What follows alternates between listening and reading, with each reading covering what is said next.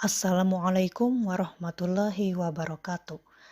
Perkenalkan, nama saya Nur Abdi Fadia Hasral Nuraniski dari kelompok 4 dengan NIM 10541102519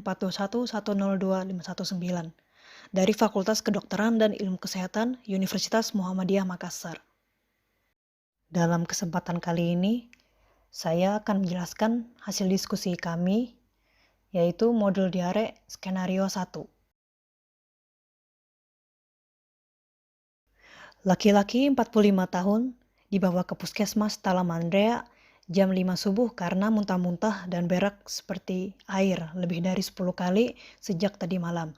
Penderita terlihat lemas, mata cekung, dan mengantuk. Suhu 36 derajat Celcius, tekanan darah 100/70 mmHg, nadi 120 kali per menit. Penderita berdomisili di daerah kering yang sulit air. Informasi lain, riwayat penyakit, tidak ada informasi.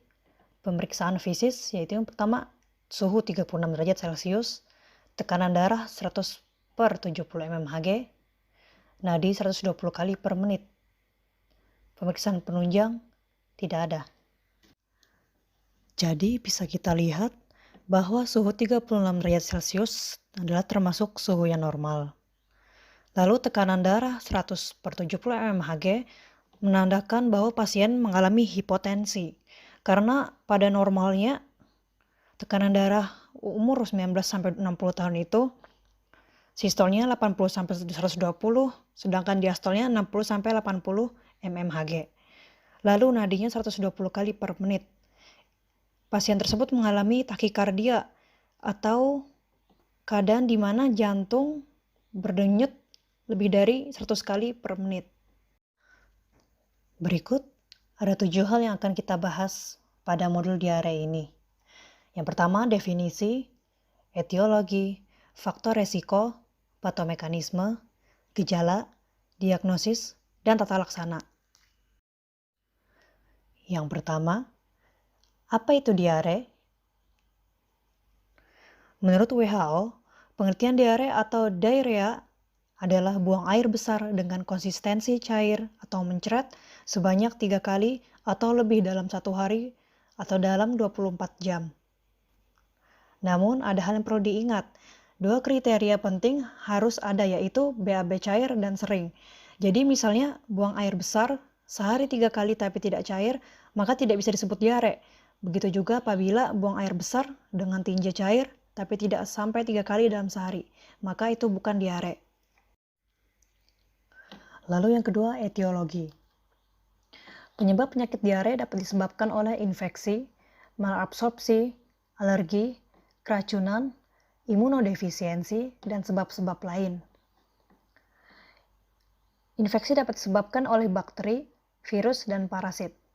Lalu imunodefisiensi dapat disebabkan karena keracunan bahan-bahan kimia dan keracunan oleh racun yang dikandung dan diproduksi.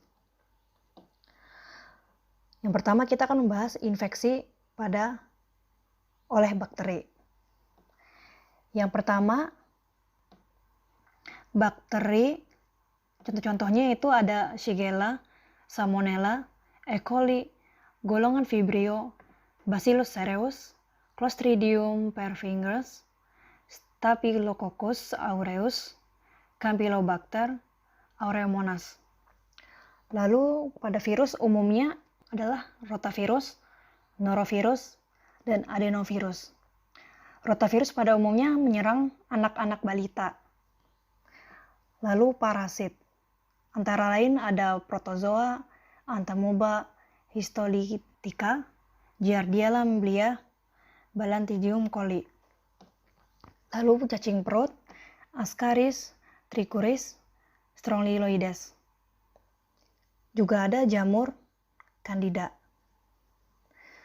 Pada imunodefisiensi oleh keracunan oleh racun yang dikandung dan diproduksi, dapat disebabkan antara lain jasad renik, alga, ikan, buah-buahan, dan sayur-sayuran.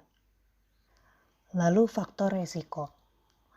Faktor resiko terdapat 3 apabila kita amati. Yang pertama itu host, agent, dan lingkungan. Host itu berasal dari diri pasien sendiri, lalu agent, dan lingkungan. Host meliputi umur, jenis kelamin, status gizi. Lalu pada agent terdapat virus, bakteri, dan parasit. Sedangkan lingkungan yaitu sanitasi lingkungan dan personal hygiene. Jadi host itu merupakan faktor internal, sedangkan agent dan lingkungan itu eksternalnya. Selanjutnya, patomekanisme terjadinya diare. Diare terjadi karena adanya infeksi pada mukosa usus besar dan ileum distal iritasi. Sehingga fungsi usus tidak normal dan cairan pun tidak dapat diabsorpsi. Dan penyebab lainnya terjadi iritasi dengan ditandai adanya lendir. Nah, jika cairan tidak diabsorpsi, maka feses akan encer. Lalu, kita juga bisa mengalami dehidrasi karena tidak adanya cairan yang diserap oleh usus. Dehidrasi ini dapat menyebabkan lemas dan mata cekung. Lalu, dehidrasi juga dapat disebabkan oleh muntah. Dan muntah ini juga dapat terjadi karena respon dari adanya infeksi pada mukosa usus besar dan ileum distal. Sedikit informasi, muntah ini terjadi setelah adanya rangsangan yang diberikan kepada pusat muntah atau vomiting center atau VC atau pada zona pemicu kemoreseptor yang berada di sistem saraf pusat atau central nervous system atau otak, tepatnya pada medula oblongata. Lalu gejala klinis. Yang pertama gejala umumnya, yang pertama berak cair atau lembek dan sering biasanya menyertai diare pada gastroenteritis akut. Yang ketiga demam, dapat mendahului atau tidak mendahului gejala diare. Yang keempat gejala dehidrasi yaitu mata cekung, ketegangan kulit menurun, apatis bahkan gelisah.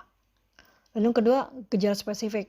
Yang pertama vibrio kolera atau diare hebat, warna tinja seperti cucian beras dan berbau amis. Yang kedua dysenteriform atau tinja berlendir dan berdarah. Selanjutnya penegakan diagnosis. Penegakan diagnosis yaitu ada anamnesis, pemeriksaan fisis, dan pemeriksaan penunjang. Pada anamnesis biasanya kita menggali informasi sebanyak-banyaknya dari pasien.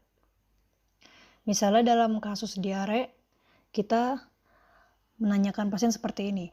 Apa makanan terakhir yang dikonsumsi? Bagaimana keadaan sanitasi jamban di lingkungan sekitar? Apakah ada riwayat yang sama dengan pasien pada keluarga dan tetangga? Apakah makanan dan minuman yang dikonsumsi telah matang atau tidak? Apa riwayat obat-obatan yang dikonsumsi oleh pasien? Apa riwayat pekerjaan dari pasien? Apa tindakan yang telah dilakukan pasien sebelum berobat ke puskesmas? Lalu pada pemeriksaan fisis, yang pertama ada inspeksi atau apakah terdapat mata yang cekung atau tidak, palpasi, tugor menurun, perkusi, hipertimpani, auskultasi, hiperperistaltik. Dan pada pemeriksaan penunjang, pemeriksaan darah tepi lengkap, pemeriksaan tinja, pemeriksaan elektrolit serum, ureum dan kreatinin, dan pemeriksaan urin. Lalu penata laksanaan. Ada rehidrasi, lalu diet, lalu obat anti diare, obat yang mengeraskan tinja, yaitu atapulgite,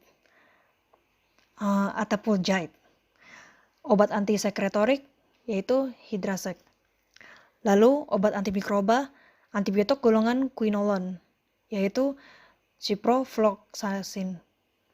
Pada edukasi, kita dapat memberitahukan kepada pasien untuk mencuci tangan dengan air dan sabun sebelum dan sesudah melakukan aktivitas.